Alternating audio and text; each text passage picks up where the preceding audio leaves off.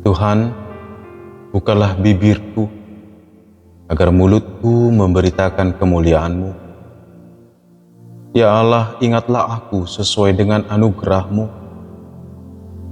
Tuhan, dengarkanlah aku sesuai dengan pertolongan-Mu yang penuh dengan kesetiaan. Kemuliaan bagi Bapa dan Anak dan Roh Kudus, seperti pada permulaan, sekarang dan dari kekal hingga kekal. Amin. Haleluya.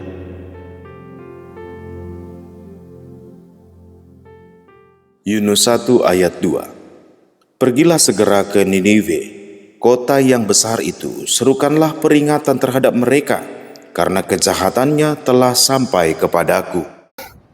Salam saudara-saudara kasih Tuhan, senang rasanya bisa kembali membagikan perenungan dari firman Tuhan. Setelah beberapa hari terakhir keadaan kurang baik, sehingga tidak bisa membagikan perenungan. Dan kiranya renungan hari ini boleh menjadi berkat bagi kita semua. Saudara yang kasih Tuhan, dunia akhir-akhir ini sedang menyajikan hal yang tidak baik. Kebencian, pembenaran akan kebrutalan, kebiasaan dalam kekejian, immorality, dan kejahatan seperti hal yang biasa dan lumrah. Jangan-jangan sebentar lagi segala sesuatu yang buruk menjadi normal, dianggap sebagai normal. Saudara kasih Tuhan, ini adalah suatu hal yang akan berdampak buruk bagi kehidupan setiap orang. Karena kita akan tiba nanti di mana kasih akan semakin dingin dan kelaliman menjadi merajalela. Oleh karena itu, sebagai orang percaya, mari tetap teguh di dalam Tuhan. Dan tetap berdoa, kiranya Kristus segera datang dan kerajaan Allah segera datang. Mengapa penting Bapak Ibu untuk tetap berdoa bagi negeri, bagi dunia, bagi sekeliling kita? Karena itu yang Tuhan mau dari kehidupan orang yang telah mengenal kasih Tuhan. Akhir-akhir ini ada yang menghebohkan. Selain perang, ada yang namanya Epstein File, yaitu file-file yang berisi, yang dipublish oleh Kementerian Kehakiman Amerika tentang seorang narapidana yang mati dalam penjara, Epstein. Dan ternyata dia sangat berpengaruh pada dunia ini. Orang-orang ternama, pemimpin-pemimpin dunia, presiden, bahkan orang-orang kerajaan-kerajaan datang ke suatu pulau tempat di mana Epstein tinggal. Dan di sana ada pesta pora.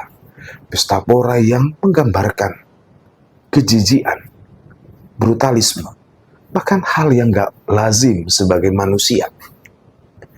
Dan ini seolah-olah menggambarkan, dan ketika diberitakan reaksi banyak orang ada bermacam-macam. Banyak yang kecewa, banyak yang menjadi gentar dan takut. Ternyata di balik semua kekuasaan ada kejahatan. Bapak Ibu, saudara yang kasih Tuhan, bukankah firman Tuhan sudah beritakan itu sejak dahulu? Bukankah musuh kita, lawan kita, bukanlah darah dan daging, tetapi kuasa-kuasa? Oleh karena itu, mari tetap berpegang teguh kepada Kristus Tuhan kita. Hal yang menarik, mengapa hal itu terbongkar, ini bukan sekedar karena pepatah mengatakan bahwa ikan busuk dari kepalanya atau sepintar-pintarnya orang menutupi kejahatan akan tercium juga. Bukan itu. Tetapi mari kita ingat bahwa terang akan menelanjangi kegelapan. Terang tidak akan pernah kalah dari kegelapan. Bahkan kegelapan akan membongkar segala sesuatu yang dilakukan tersembunyi. Nah, oleh karena itu, ternyata lebih baik tinggal di dalam terang. Karena kita tahu siapa terang itu. Yesus Kristus Tuhan kita. Dia adalah terang sesungguhnya. Dan hati Allah yang telah mengasihi, menunjukkan kasih-Nya, mengutus Yesus Kristus anaknya yang tunggal menjadi terang bagi kita yang tinggal dalam kegelapan. Kegelapan karena dosa. Supaya kita diterangi. Dan kita beroleh jalan keluar dari kegelapan yang membelenggu kita. Itulah hati Bapa, hati Allah. yang mengasihi setiap orang. Dan ini digambarkan ayat hari ini dari kitab Yunus, pasal 1 ayat 2, di mana Allah mendengar kejahatan dan berita tentang kejahatan Ninive telah sampai kepada Tuhan. Dia mengutus seorang nabi, Yunus namanya. Tapi Yunus punya karakter yang lucu ini. Yunus memang orang pilihan Tuhan, dari kaum pilihan Tuhan, dari kaum yang merasa dirinya kudus. Tapi Ninive dikenal dengan kebrutalannya, kejahatannya, dan kerajaan yang hebat, dan biasa hidup dalam kekerasan. Yunus diutus ke sana supaya kota itu mendengar suara Tuhan. Bapak Ibu, lihatlah di Allah kita. Tuhan mau semua orang mendapatkan terang, tidak tinggal di dalam kegelapan. Maka dia mengutus Yunus. Tapi sikap Yunus yang berbeda, dan memang sepanjang kitab Yunus kalau kita baca, ini seolah-olah menggambarkan orang atau kaum, gambaran dari kaum yang gak seneng Allah mengasihi orang jahat. Celaka kita, Bapak Ibu saudara kasih Tuhan, kalau kita menjadi bagian yang seperti itu. Kita nggak senang orang lain diselamatkan. Itu adalah suatu kemunafikan.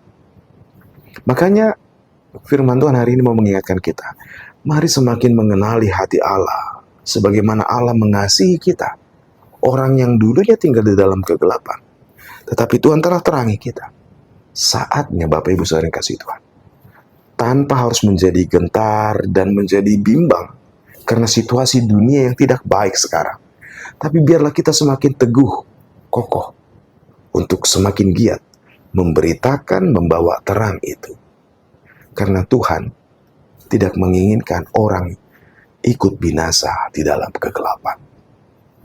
Tuhan memanggil saudara dan saya karena sukacita kita yang telah diterangi oleh kasih Tuhan untuk membawa kabar baik, kehidupan yang penuh dengan kebaikan, kasih, keadilan, kebenaran, hanya di dalam Kristus Yesus Tuhan.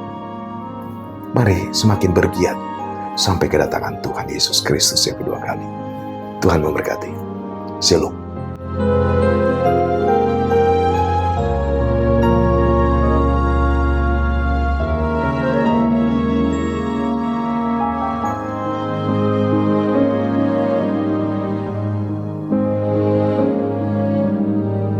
Berikan pada kami hati yang mengasihi jiwa-jiwa yang belum mengenal kasih Bapa.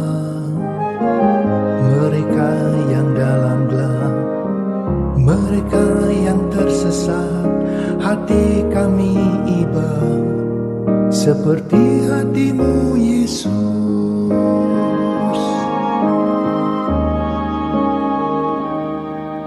Tuhan, ini tugas kami, beri keberanian bagi kami, tanuhlah roh yang rela melayani dan menyenangkan hati Tuhan, itu yang ku ingini.